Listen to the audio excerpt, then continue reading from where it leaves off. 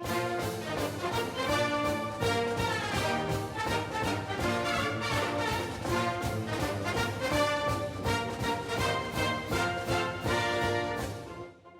is going on, everybody? Welcome back. It is Dog Talk with your host, Holden. Glad to have you guys here as we get geared up to preview the Georgia and Kentucky game. We've got a big matchup that's coming up this weekend. Georgia and Kentucky, like I talked about right there off the top, two undefeated teams. You've got 5-0, number 20 ranked Kentucky, that Georgia is playing host to number 1 ranked 5-0 Georgia Bulldogs. Keeping this thing rocking and rolling. So exciting to see Georgia continue this. We've got a big matchup, though, this weekend, not only in SEC, but also in division with Kentucky being in the East with Georgia. This is something that could line up to be a deciding factor for how the East ends up. Most people, I think, out there are going to continue to say that they believe Georgia is that team to beat in the East. And until they get beat, that's the way that it is. It's kind of wild to really look at the ranking, though, and see Georgia as 1. Kentucky at 20. Same record. I know everything's based off of last year. That's where we're going to start today. I ended that way kind of on the last episode, and I'm going to start kind of the same way this week. Is we have to quit putting so much emphasis on Georgia and what they did last year and start to focus on what they're doing this year, because it's not the same football team. The problem with me saying that is, one, graphic that I'm going to have for you guys here on YouTube here in a minute, it does somewhat reference back to last year. And it's the only thing that I'll reference back to last year just because of the way that, we're playing right now this year, to give you a reference. And I know sometimes we reference things from last year in stats. I think that's different from having the conversation of what Georgia was last year or what Georgia was the year before that. That's different. Having a conversation about what they were in comparison to having a comparison in stats is a couple of different things. Because I can look at Carson Beck and see how he's doing so far this season. He's fine. He's doing great. Matter of fact, he's doing better than Stetson in some aspects. Only thing he's got to clean up is when he looks downfield, which he's gotten much better at, we got to get accurate. We got to start getting accurate with those passes with guys that are deep downfield.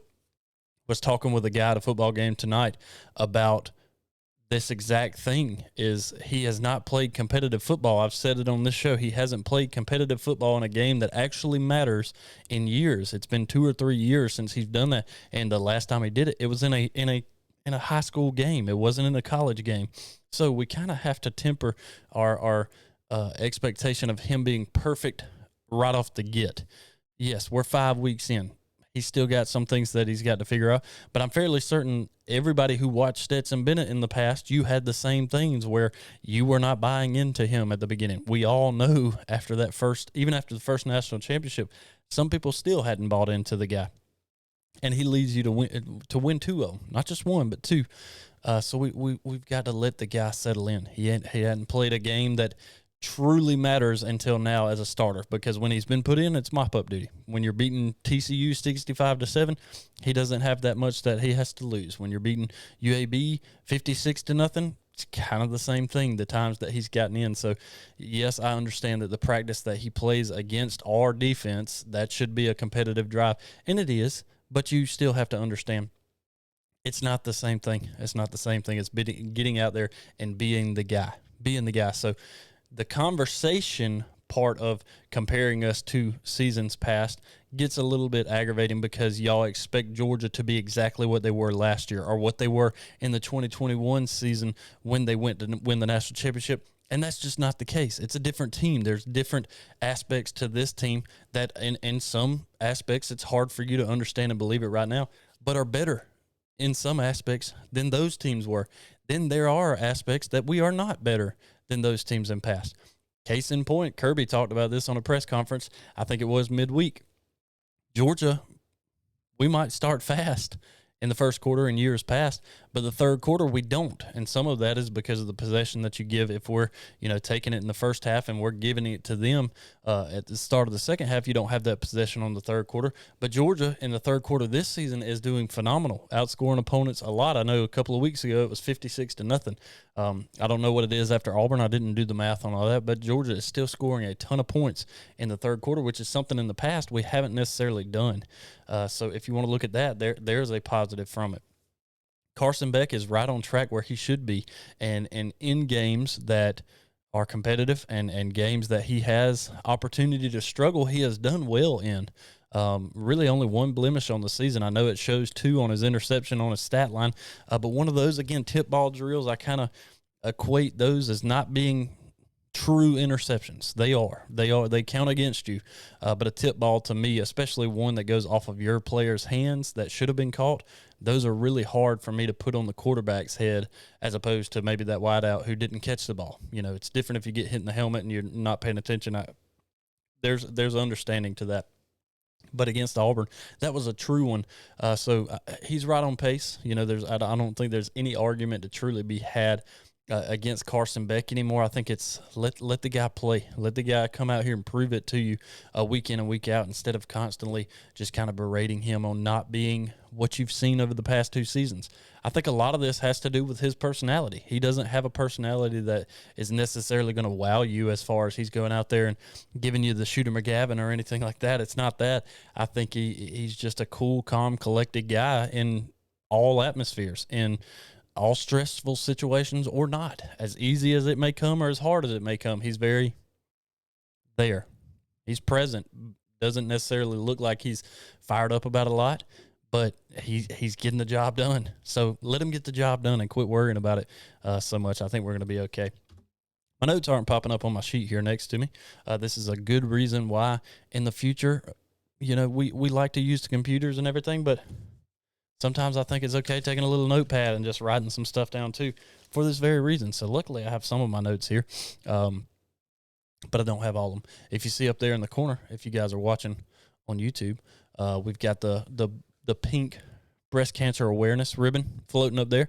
We are in the month of October, so that's something we're going to make sure that we put out every week. One other thing that also came out that I shared on Twitter, may have done it on Instagram too, I can't remember, was in the press conference starting this week. Mark Richt was on, and he was talking about a cause that they are doing for a bowling tournament, I think, for some of the players and I think maybe also some donors as well that are coming to that. That if you guys want to donate to, I think we shared the link for that. That's fighting against Parkinson's, trying to find a cure. And I can't remember what it is that his granddaughter has that was the same. Crohn's disease, it may have been. So a couple of good causes there as well as we get into Breast Cancer Awareness Month that if you guys want to donate to. Like I said, I shared that link there on Instagram or Twitter, more than likely X, whatever it's called, at Dog Talk 20 on either one of them, as you guys saw scrolling across the screen there on YouTube. You guys can check those out, and we greatly appreciate it. One other bit of news that I did see that dropped earlier this week, the GHSA, so the Georgia High School Athletic Association, has approved NIL deals for high school athletes. I have not read very deeply into this. I don't really have a stance as far as how I feel on it. Not that it matters to you guys anyways, because you know what we say about opinions on this show. Everybody's got one. Everybody's entitled to one. So,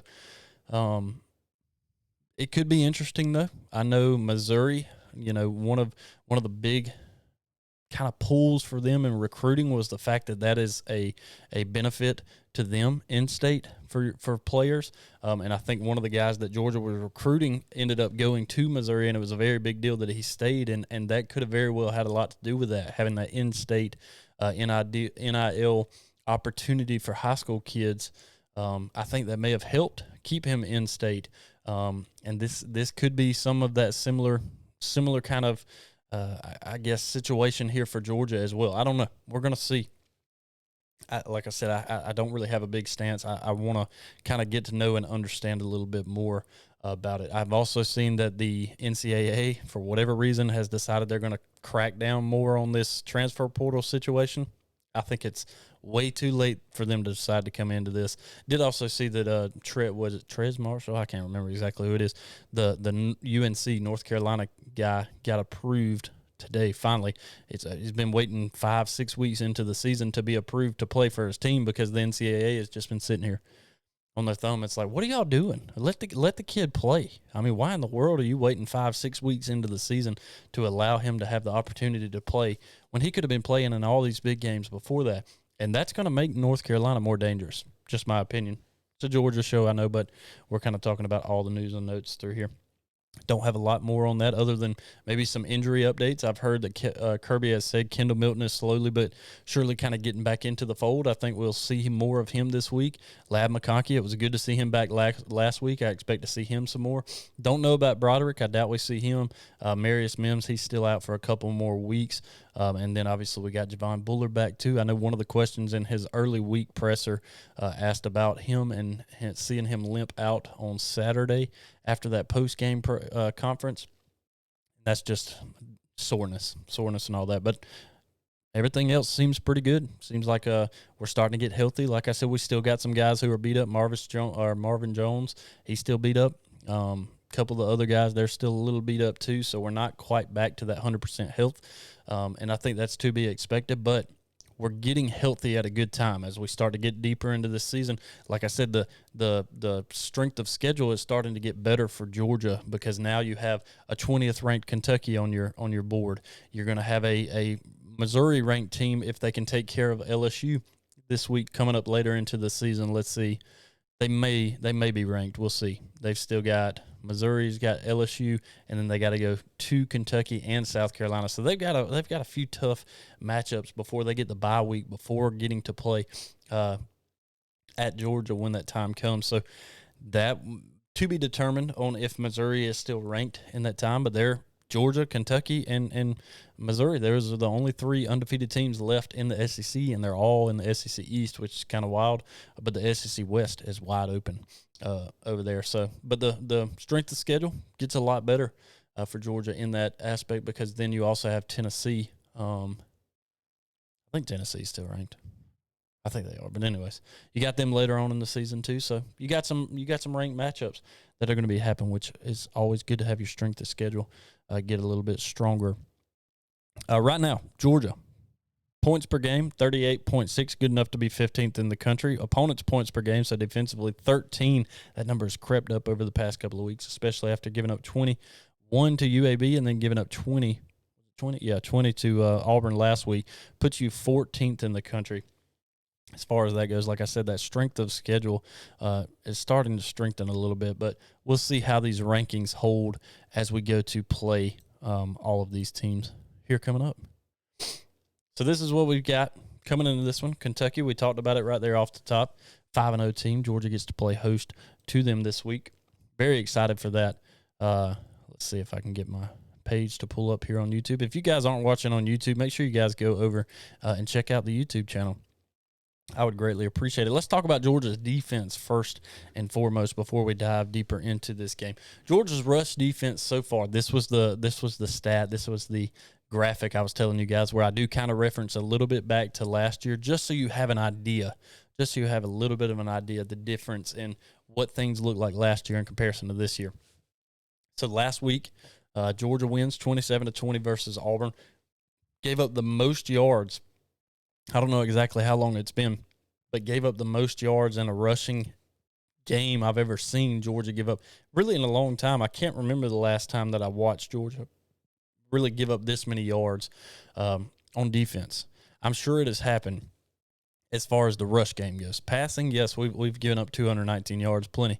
But so far in 2023, we're averaging giving up 113.4 yards a game this year. So last year, over the entire season, not just 5 weeks in, but the entire season, Georgia was only giving up 77.1 per game the entire season. I should have probably looked and been like, let's see what it was 5 games in, because that 2021 Georgia defense, that was a stout defense. That was a defense that it was like, man, you don't run the ball, but you really don't even score against Georgia on that defense. Last year, it was pretty much a lot like that as well. And this year things are, they're just different. Like I said, it's not the same team that it's been the past couple of years. You keep seeing all these talking heads have that same conversation that this is not the same team. I think Joe Klatt may have even been one of the guys. He was like, this team just isn't the same. And it's like, yeah, you're right.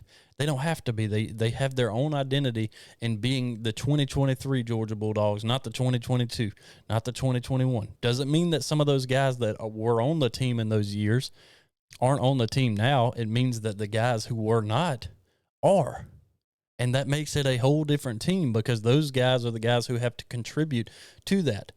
The guys who weren't here, if they win at the end of the year, they don't put up the 2022 national championship banner again. They don't put up the 2021 national championship. They would put up the 2023. They would put up their own banner that was for their team. So we have to stop trying to assign it to being something from last year when it's not. It's just not. Again, this graphic is just to give you a comparison to how things were last year in comparison to this year. It's not the same team. And that's where we're talking about it right here. Georgia's rush defense, is it a problem? I don't think so. I think Georgia's going to figure all this out again. You've got some beat-up pieces on the defense. You've got some things that you have to figure out. Georgia really hasn't had to compete too hard against a team that has a rushing quarterback. And last week we just kind of got beat on that. We got beat on the edge in a couple of spots. But I think Georgia cleans that up. It's very rare for Georgia, especially to have a back-to-back game where you have a game like this where you're giving up that many yards or that many points, especially giving up 20 points. I mean, is not necessarily unheard of, but giving up that many yards on the ground. And Kentucky got a lot last week. Kentucky's going to come in here with their head on fire and expect them to still be able to do the same thing. But I think Mark Stoops is also smart enough to know, okay, Georgia's going to expect that, so I've got to find another way. So we're going to get to the keys here coming up in a minute, and they have a lot more to do with kind of how I feel about what it's going to take. Right now we're just talking about a couple of these different things. So kind of getting into the preview right now, Georgia right now is averaging offensively 481.2 yards per game, talking about the offensive side of the ball. Rushing it for almost 150 yards per game. I think that's a little bit lower than where we usually are. But we're throwing the ball great. Like I said, 332.6. Like I've been saying, Carson Beckett's fine. He's doing great. We're averaging over 300 yards per game through the air. And I'll say this every week. It still cracks me up that we have a lot more touchdowns on the ground than we do through the air, but all of our yardage is coming through the air right now. Really, I think some of this is slightly stunted because those first couple of weeks of the season, we didn't run like you would think we should have against inferior opponents. And a lot of that credit to DeJohn Edwards the past couple of weeks coming back and being back. And whenever we get a truly healthy Kendall Milton, I think the running back room is going to be fine. I think we'll get back to the Georgia of old. You know, we've had Dylan Bell who's having that multi-role, running the wide receiver routes and then having to slide over and be a running back. I think we're asking a lot of him, but I think he stepped up in a big way and helped us in a lot of different ways, not only through the air, but also being that extra runner, having those legs and having that twitch. That's probably the biggest part of it, like we talked about last week. Making that first man miss means a lot. It means a lot for you as a runner to be able to be effective against the defense that you're playing. So I think that's a really big part of this as well. And but defensively, I think Georgia's going to be fine. I think we kind of concern ourselves a lot with, you know, the way – I think we concern ourselves a lot because we're afraid of what Kentucky did last week in comparison to can they do that against Georgia's defense this week. Like I said, I don't anticipate that to happen. Not saying that it won't necessarily, not saying that it's not going to, but I don't anticipate it. Again, it's very rare for Georgia to have a game where a team runs all over them and not to correct that to where that doesn't happen again. I mean, most of the time, just like in the game last week, yes, Auburn ran for 145 yards in the first half of that game, which was all of the yardage that Georgia had in the entire first half. So Georgia offensively had only gotten 145 yards in that game up to the half. Auburn had rushed for that alone. Now, we held them from throwing the ball very much, but they ran all over us. Generally, in the second half, and they didn't run for a lot more than that. Like I said, in the second half, only, 50-something yards more in the second half. Georgia doesn't allow that to happen, and they are good enough to be able to adjust for that at halftime and limit that in the second half, which they did. But especially for the next game coming, for Georgia not to adjust would be a shock to me. Would be a big shock to me. So I fully expect Georgia to adjust to what Kentucky did last week to Florida. They won 33-14 over Florida last week, 398 total yards. This was the big one, though, 329 yards of those. I mean, that's 80% of the yardage that they got was on the ground. Almost 400 yards of offense. 330 of that was on the ground. 70 of that's through the air. 69 yards is all they threw the ball for. So that kind of leads me to my keys. And I want to start defensively just because we're talking about Kentucky's offense right here. Stopping the run. That's the first key of all of this. But I think it's going to stem a lot more heavily from this. We got to stop the run being the first part of this. But in order to do that, I think we have to pressure the quarterback, and we've got to make them one-dimensional. In that game right there against Florida, that's a one-dimensional football team. If you have a team who's rushing for 330 yards against you, but they're only throwing the ball for 69, that's a one-dimensional football team. That is a team who just ran it down your throat, and you couldn't stop them, and they didn't have a reason to stop because they kept running it down your throat. Okay? And again, if we can make if Georgia can make Kentucky one-dimensional in this game, if Georgia can make Kentucky stop running the ball and them have to lean on Devin Leary to throw the ball, and a guy who's only thrown for 70 yards there, who to me still is not 100% proven as a quarterback in the SEC, that's the recipe defensively, stopping that team from scoring, really, and from beating you defensively, because we've talked about that in years past. It used to be defense wins championships, and they got away from that for a little while until 2021 Georgia showed up, and that was a defense who – it didn't matter if their offense scored 20 points. We scored more than that, but you weren't scoring on the defense, and that made a huge difference that season. Also helped a lot last season, and it's going to have to make an impact this season as well.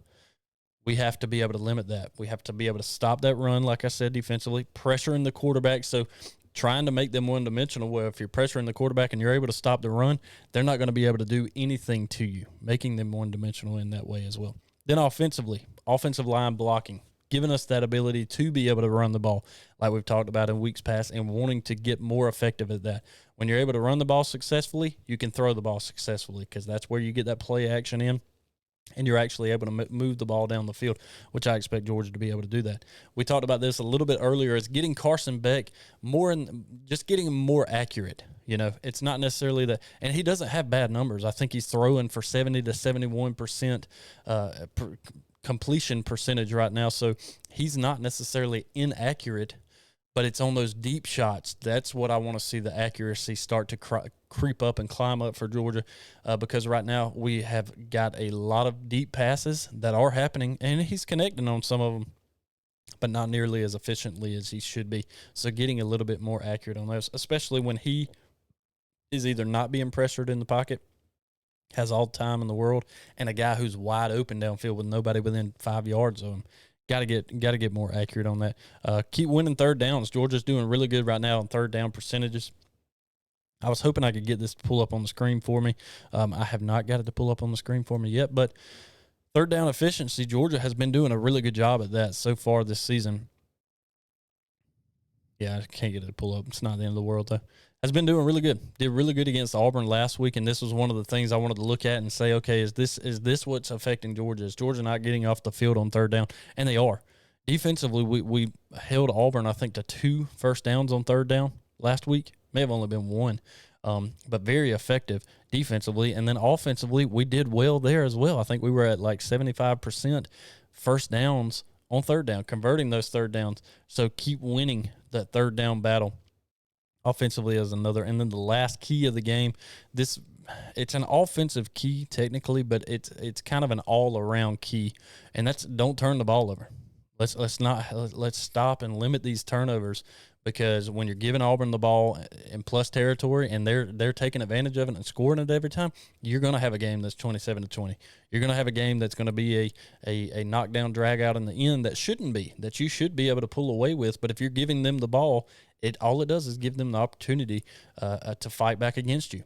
And we did it against UAB. Again, luckily, that's more of an inferior opponent that Georgia was able to take care of in the end, in the second half, and pull away from that game. At Auburn, at Jordan Hare, Georgia, I'm not going to say got lucky, because champions find a way to win, and that's what Georgia did in that game. And yet to see, will this create and make a championship winning team? We're going to see. But that's what you got to do. You've got to be able to hold on to the football. And I put it as not necessarily just offense, because defensively, I don't think that matters as much. I'd love to cause the turnovers for sure, so that could be kind of both sides on that. But it's special teams too. Muffed punts, fumbling on a kickoff, something like that. Especially like last week, it wasn't special teams. This was offensively. Oscar Delp catching it, coming out of that second half, out of the half, starting the second half. Excuse me. That's a biggie, man. When we're giving the ball up and we're just getting the ball back after not getting it before the half, trying to drive down and get points, we need the points right now. And to fumble right there coming out of the half, that hurt. That hurt a lot. So we've got to protect the football in the keys to the week. The past couple of games, I saw some of these stats. Georgia is very, very, very, very good against Kentucky. The last time, this is kind of a wild stat that I heard earlier, the last time that Georgia lost, and this is kind of also a scary thing as I think about it now also, the last time that Georgia lost a night game in Sanford Stadium was 2009 against Kentucky. Georgia's got a 7 o'clock kickoff night game in Athens against Kentucky. This is a really good football team that's coming in. I'm not trying to take anything from them. This is a very good football team that's coming in to play Georgia. Luckily, getting to play host to them, and it being a night game and not a 12 o'clock kick, not a 3 o'clock kick, not a 3:30 kick on CBS. You got the 7 o'clock slate. You get the big slate that everybody wants. I know Kirby would rather play those 12 o'clock so you can talk to recruits and enjoy them for a little while afterwards and be able to talk with everybody and then enjoy the rest of your night, whereas this is a anticipation. You're waiting on it. And luckily, there's a lot of big games that are going on before for us as fans, because we get to watch them. But there's still that anticipation of, man, we got a big game that's coming up tonight in Athens, and we got to be ready for it. So on the game, I do in the end think that Georgia takes care of business. 37-17 is my official score prediction there. Shout out to @the_Dawg_father. And I'll make sure that I put this up on Twitter or X, whatever you call it now. You guys write in for that. What is it now? Is it Twitter? Is it X? I'm going to just keep calling it Twitter, because Xing just sounds weird when you say that's what you're doing instead of tweeting. Even though they don't call it a tweet now. It's not even a retweet. It's a repost. But anyways, that's the official score prediction on it. Shout out to the @the_Dawg_father for the picture there that we put up. And if you guys have any pictures of Sanford Stadium from your times at games, make sure you send them over to @DogTalk20 on Twitter, Instagram, wherever you guys want to send them. You can even email them, I'm pretty sure, to dogtalk20@gmail.com. But send them over that way, and I'll be sure to shout you guys out if we use it on a graphic coming up over the next couple of weeks as we continue through the season. But that's the official score prediction for me, 37-17 Georgia. That line opened at like 17, and I think it didn't end, but what I saw it at earlier is all the way down to like 14. I think at one point I saw it even 14.5, but it changed from that as well, and it's down to 14. So that's what I've got on it. That's what I've got the preview for the Dogs and the Wildcat. I think it's going to be a good game. I look forward to it. I think that 37-17 is probably, for me, I think it's like a 24-10 kind of game in the third quarter, so it's not necessarily out of hand. Then it makes it like 24-17, keeps it a little bit close. And I think fourth quarter, Georgia actually gets a couple of scores to put that one away and end up putting Kentucky to bed by the end of it, which I'll look forward to by the end of Saturday. If that's kind of the way things go, I'll be excited for that. So that's what I got. That's what I got. We got some other big games that are going on around the country, though. This is a loaded weekend. We talked a couple of weeks ago about, man, we shouldn't worry, even if it's not a loaded weekend, just the fact that college football's back. And here we are right at the halfway point of the season already being over, regular season-wise anyways. And we've had some weeks that were pretty good, some that were like, meh. But this is a really good week. We've got really good football games on tap for this weekend. A couple of them that I was looking at here. LSU, Number 23, LSU at number 21, Missouri. That one's at 12 o'clock. You've got like three really good kicks at 12 o'clock. Number 12, Oklahoma at number 3, Texas. That's at 12 o'clock. And then you have a not ranked but undefeated Maryland playing at number 4, Ohio State, also at 12. So that's 3 games that we're all going to be kind of flipping around through. Washington State at UCLA at 3. Number 11, Alabama at not ranked Texas A&M at 3 o'clock. This one's big. This one's really big because we know that Jimbo Fisher is what he is, right? He no changing him, whether you like him or not. But he has had a tendency to be able to beat Nick Saban. And I think he's done it twice now. I think last year they did it, and then it was a couple of years ago.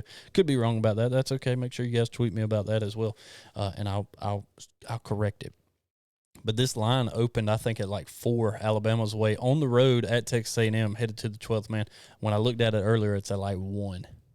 It's dropped all the way to 1, and there's a reason, man. It ain't often that Vegas gets it wrong. It's really not. There have been a ton of times when I'm watching a game and I'm going, how do they set this line at 2.5 and it finishes a field goal football game? That's crazy. That's weeks out. Like, most of it's, the week of as it kind of fluctuates, but that's going to be a good one. It's going to be a big one. Syracuse, North Carolina, always spells to be maybe trouble. Obviously, number 20, Kentucky at number 1, Georgia at 7 o'clock. Arkansas at Ole Miss, that's going to be a good one also at 7. Michigan and Minnesota at 7. Notre Dame, Louisville at 7. So you got a huge 7 o'clock slate there. You get to watch it at 12, big games. 3, some big games. 7 o'clock, some big games. So as these big games are ending, other big games are coming on. So that's at least kind of fun. Oregon State at Cal, Arizona at USC. Those are just a couple of good ones. I did not realize next Friday is October the 13th. It's Friday the 13th. Interesting. And it's in October, which we're getting closer to Halloween. Anyways, so that is some of the other big games that are going on around the country, which brings me to my weekly picks. I'll get all of these graphics loaded up for you guys and post them over on Instagram and Twitter at DogTalk20 if you guys want to follow us there. If you guys, I should have plugged this earlier. If you guys haven't already, make sure you go over and check out the YouTube channel. And if you're watching on YouTube, hit that like button, hit the thumbs up. Make sure you subscribe to the channel. I'd greatly appreciate it. So, coming off of that, the weekly picks this week. This is how they're going to line up for me. Georgia over Kentucky. Not taking the spread. You guys that have listened or watched long enough, you know that if I'm not taking the spread, there's a reason for that, because when I take it, they don't. When I don't, they do. I picked it 37-17, so I could very easily take the spread that's now like 14, but I'm not doing it. I'm just taking Georgia winning over Kentucky. Then I got Texas over Oklahoma. Texas is a 5-point favorite. I think Texas is a really good team. Not trying to make that comparison of what they were last year, but Texas won that game like 49-0 last year. And Texas is a good enough team. I don't think they're going to win it that big, but I think Texas, even though it's I guess it's neutral side, they play like Cotton Bowl, but I think Texas is good enough to beat them by more than 5. I really see this like a 14-point, 17-point game Texas way. Texas is a really good football team. There's a reason that I have them number 1 on my top 5 from this past week. Then we got A&M and Alabama playing. I really don't like to pick against them because every time I do, it doesn't really work out that way. A lot of that's because I always pick Ole Miss to do it, and they've never done it. But there's something about this one. People were talking about how good of a game Jalen Milroe had last week. The dude just ran all over him because he was running for his life. Texas A&M, for all that they may not have the greatest offense. They got a really good defense. And if they can stop that and they can find a way to score a couple of times, I really think this is going to be – I don't know what the over-under is on it, but I think this is probably going to be a lower scoring game. And I'm going to give it to Texas A&M. It's a 1-point spread is what it's all the way down to, like I said a minute ago. But I'm going with Texas A&M on this one. Obviously, it's not even worth picking the point spread on it because it's basically just a pick 'em at 1. But give me A&M over Bama. We'll see. That may be the one that I bite back against. But then I've got Notre Dame, Louisville, just another kind of a good matchup. I think that's a ranked-on-ranked matchup as well. Is Louisville ranked? Yeah, they're 25th, so they're right there at the bottom. But Notre Dame, I'm buying into them. Maybe I shouldn't. Years past, they get there, and then they just kind of, they kind of crap out on you. But I'm taking Notre Dame over Louisville. Also, give me that 6.5, which is what I saw it at earlier, at least, for Notre Dame over Louisville. And that's my picks on the week. We'll see how they work. I have not looked to see what my thing was last week. I think it's like 17, 16, and 1. I'm right at 500. So maybe this week, I don't know. Maybe this is a good week. I'm not trying to go too bold with it, but maybe we can kind of get a little bit better and further away from that 500 in the plus side. That would be okay with me. So looking around, I don't think I have really anything else for us, but that's the review. That's the Georgia, or preview, excuse me, Georgia-Kentucky preview. Big game this weekend. I'm fired up about it. I'm excited. Some big games that are going on around the country outside of just Georgia. Looking forward to getting to check all of them out as we get into things this weekend. I'll check in with you guys on Sunday after the game. Go Dogs.